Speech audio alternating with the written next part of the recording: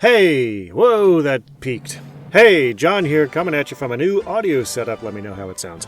One of Superman's arch nemeses is Brainiac, but did you know that Brainiac had a son? And a grandson?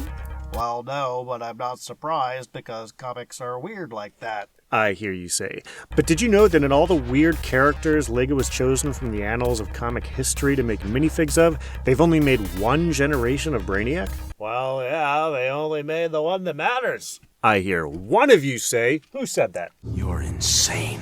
I would challenge you, dear dismissive viewer, to read Legion 89 by the legendary Dream Team Keith Giffen and Alan Grant. The fewer beings who have the knowledge, the more precious it becomes. Involving lesser-known characters far from our galaxy, featuring slightly more mature stories than the Comics Code Authority would prefer, but at the same time it doesn't try to be edgy.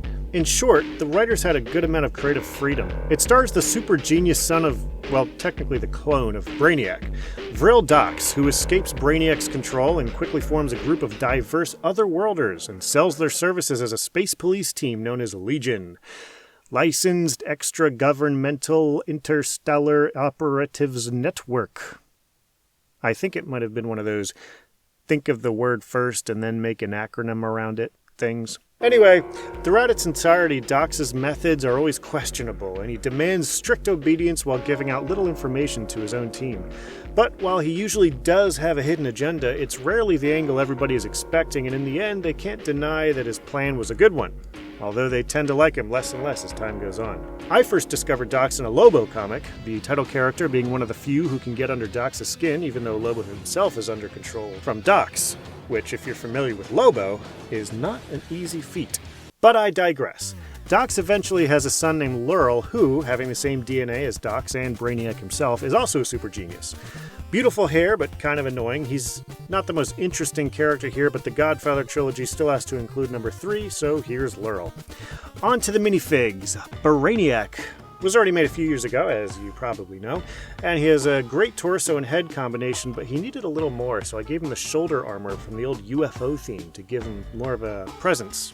Dox, my personal favorite, had a tough torso to match, but I went with white arms on a Ghost Rider torso, along with some white shoulder epaulets. His head is Talus? Skrull? I don't know this character, with a very appropriate studious grimace about his countenance, and the bright yellow hair is from Aquaman and a few others, plus lime green hands to match the skin. L.E.G.I.O.N, everybody's favorite third-generation Brainiac guy, has lime green hands as well, and black arms on a Hawkeye torso. I thought this Microfighter's Green Goblin face was the perfect match because although he is a conniving son of a gun, in the later Rebels issues I seem to remember him being confused a lot, so hopefully I can find the panel I'm thinking of.